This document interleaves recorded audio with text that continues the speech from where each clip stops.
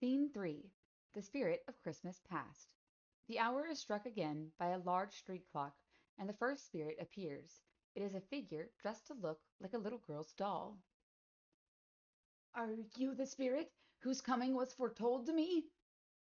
"I am." "Who and what are you?"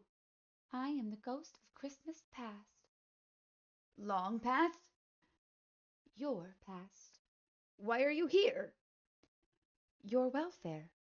Rise, walk with me." "I am mortal still. I cannot pass through air." "My hand." Scrooge grasps the spirit's hand tightly, and the doll's bell rings softly. Scrooge remembers a scene from his past in which two boys greet each other in the street. "Halloo, Jack!" "Ben! Merry Christmas, Ben!" Jack Walton. Young Jack Walton. Spirits? "Have a good holiday, Jack!" Yes, yes, I remember him. Both of them. Little Ben Benjamin. He used to. "See you next term, Jack! Next term!" They're off for the holidays, and going home from school. It's Christmas time. All of the children off home now. No, no, not at all. There was one. The spirit motions for Scrooge to turn, and he sees a young boy playing with a teddy bear and talking to it. Yes, reading. Poor boy. What, I wonder? Reading? Oh, it was nothing. Fancy. All fancy and make-believe and take me away. All of it. Yes. Nonsense. Ali Baba. Yes, that was it. Genie, take me to the gate of Damascus. Yes, O master, and jewels I shall bring you, and gold, and myrrh, and frankincense. And they put him down. Do you remember? That silly one. At the gate of Damascus, in his underdrawers, asleep. Yes, yes, the genie turned the Sultan's groom upside down, and stood him on his head. Served him right, I say. And all the thieves, and the jars of oil. Scrooge pretends to stab the jars of oil with his scimitar. Yes, yes, and running them through. This, and this, and this, for each of you. Yes, and remember Robinson Crusoe? And the parrot! Yes, the parrot. I love him best. Imitating the parrot. With his stripy green body and yellow tail drooping along, and couldn't sing, "Ark," but could talk, and a thing like lettuce growing out of the top of its head, and it used to sit on the very top of the tree, up there. And Robinson Crusoe sailed around the island, and he thought the parrot said, Imitating the parrot. "Robinson Crusoe, where you been? Ark, Robinson Crusoe, where you been?" and Robinson Crusoe looked up in the tree and saw the parrot and knew he hadn't escaped, and he was still there, still all alone there. Poor Robinson Crusoe. Sadly replacing Teddy Bear. Poor Robinson Crusoe. Poor child. Poor child. Why poor? Fancy. Fancy. He tries to mask his feelings by being impolite. It's his way, a child's way, to lose being alone in dreams. Dreams. Never matter if they are all nonsense. Yes, nonsense. But he'll be all right. Grow out of it. Yes. Yes, he did outgrow it. The nonsense. Became a man and left there. And he became, yes, he became a man. And yes, successful. Rich. The sadness returns. Never matter. Never matter. Fan, Scrooge's sister, runs in and goes to child Scrooge. Fan! Brother! Dear brother! She kisses child Scrooge. Dear, dear Fan! I've come to bring you home, home for good and ever. Come with me. Come now. She takes his hand and they start to run off, but the spirit stops them and signals for the light on them to fade. They look at the spirit, aware of their role in the spirit's education of Scrooge. Let me watch them go. Let them be happy for a moment. The spirit says nothing. Scrooge turns away from them and the light goes out. A delicate, delicate child. A breath might have withered her. She dies a woman, and had, as I remember, children.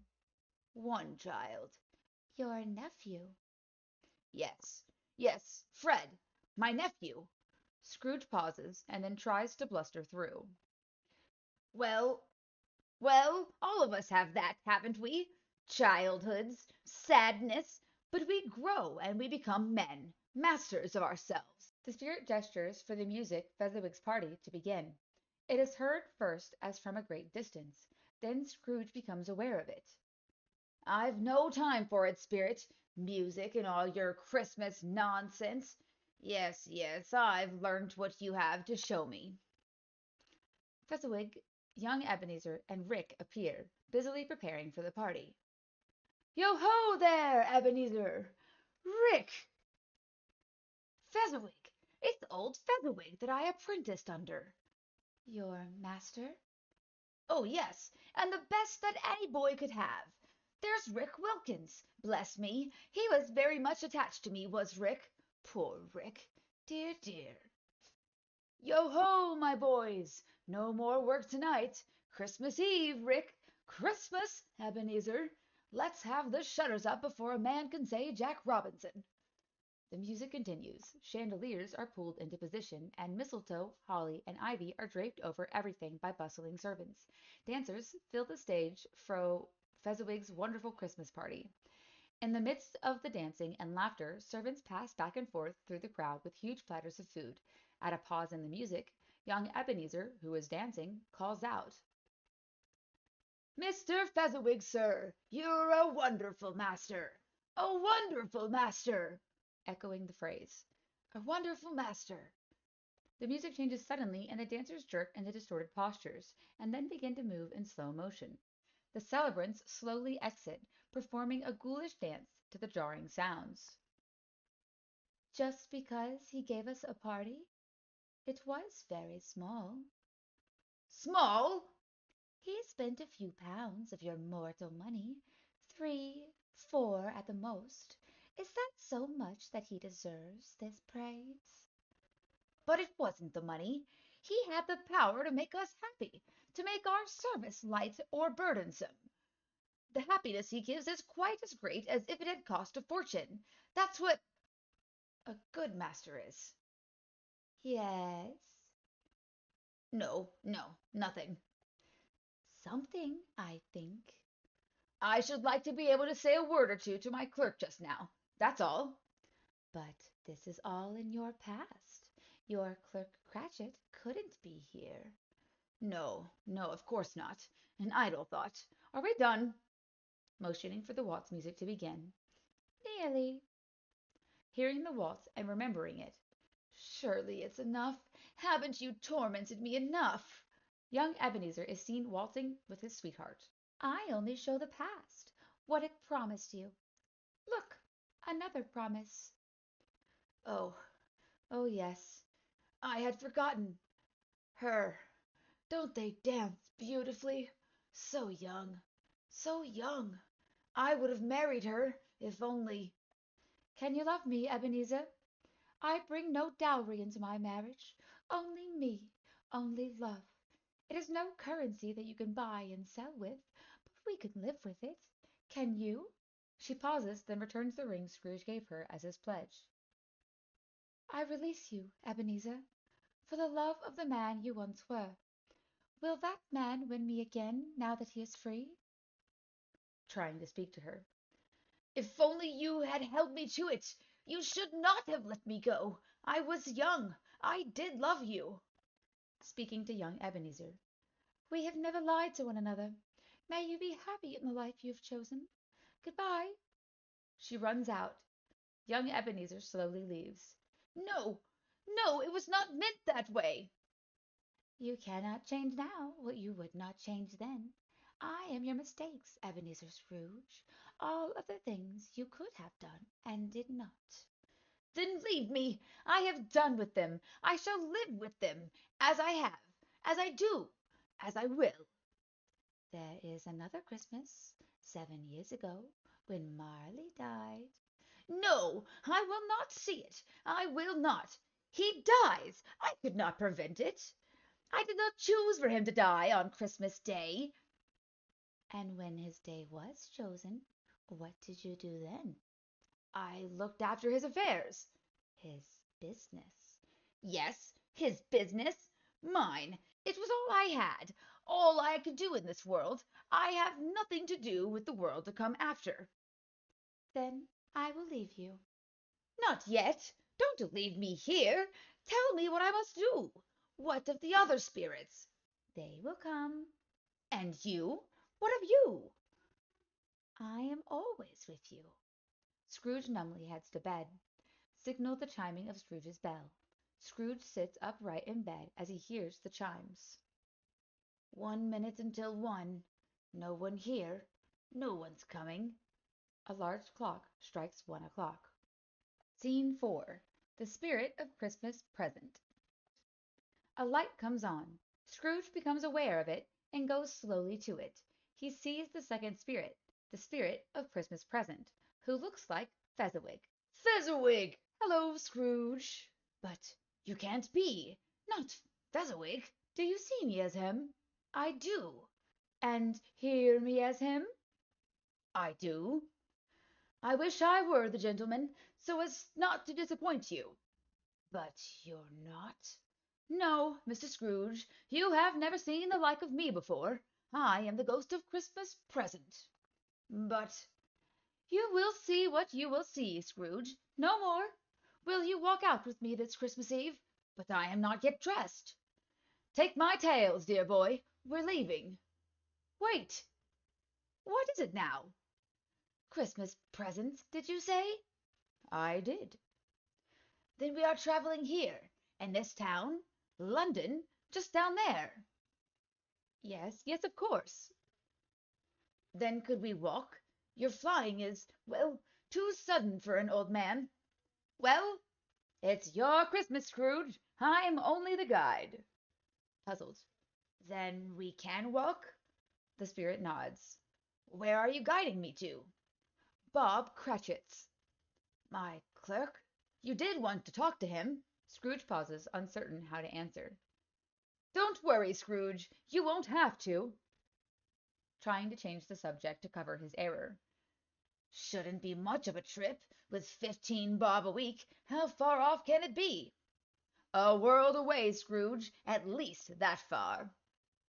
Scrooge and the spirit start to step off a curb when a funeral procession enters with a child's coffin, followed by the poorhouse children, who are singing. That is the way to it, Scrooge. The procession follows the coffin off stage. Scrooge and the spirit exit after the procession. As they leave, the lights focus on Mrs. Cratchit and her children. Mrs. Cratchit sings as she puts Tiny Tim and the other children to bed, all in one bed. She pulls a dark blanket over them.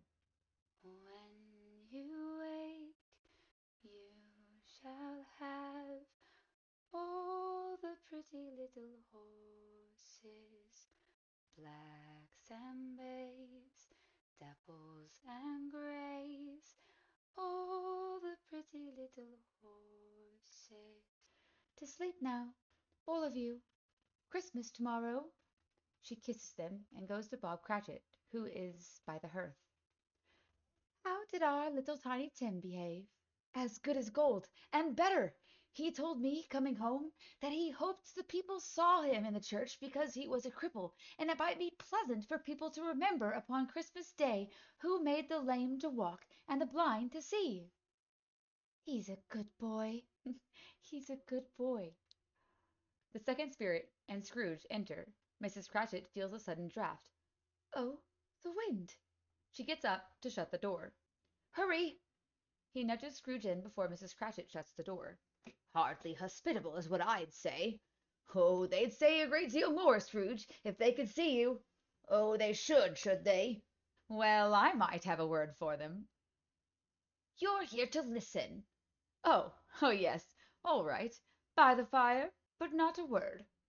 Raising his glass. My dear, to Mr. Scrooge, I give you Mr. Scrooge, the founder of the feast. The founder of the feast, indeed. I wish I had him here. I'd give him a piece of my mind to feast upon, and hope he'd have a good appetite for it. My dear, Christmas Eve. It should be Christmas Eve. I'm sure when one drinks to the health of such an odious, stingy, hard, unfeeling man as Mr. Scrooge. You know he is, Robert. Nobody knows it better than you do, poor dear. I only know one thing on Christmas, that one must be charitable. I'll drink to his health for your sake, and the day's, not for his. Long life to him! A Merry Christmas and a Happy New Year! He'll be very merry and very happy, I have no doubt. If he cannot be, we must be happy for him. A song is what's needed. Tim! Shush! I've just gotten him down, and he needs all the sleep he can get. If he's asleep on Christmas Eve, I'll be much mistaken. Tim! He must sing, dear. There's nothing else that might make him well. Yes, father? Are you awake? Just a little. A song, then! The children awaken, and, led by Tiny Tim, sit up to sing What Child Is This? As they sing, Scrooge speaks. Spirit. He holds up his hand, and all stop singing to look at him. I've seen enough. When the spirit signals to the children, they leave the stage, singing the carol quietly. Tiny Tim remains, covered completely by the dark blanket disappearing against the black. Tiny Tim, will he live? He is very ill. Even song cannot keep him whole through a cold winter. But you haven't told me. Imitating Scrooge. If he be like to die, he had better do it and decrease the surplus population. Scrooge turns away. Erase, Scrooge, those words from your thoughts. You are not the judge. Do not judge, then. It may be that in the sight of heaven you are more worthless and less fit to live than millions like this poor man's child. Oh, God! To hear an insect on a leaf pronouncing that there is too much life among the hid, hungry brothers in the dust. Good-bye, Scrooge.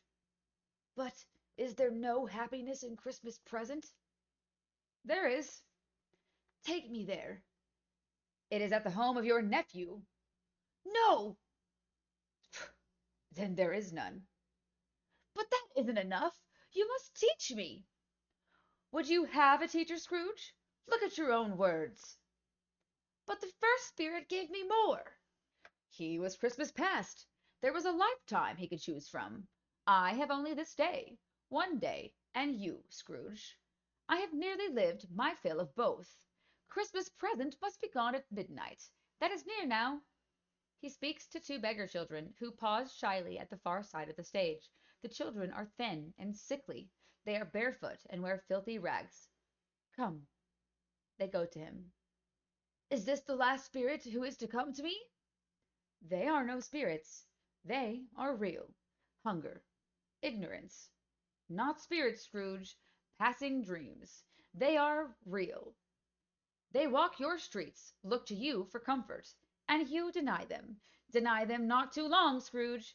They will grow and multiply, and they will not remain children. Have they no place to go? No resource for help? Again imitating Scrooge. Are there no prisons? Are there no workhouses? Tenderly to the children. Come, it's Christmas Eve. He leads them off stage.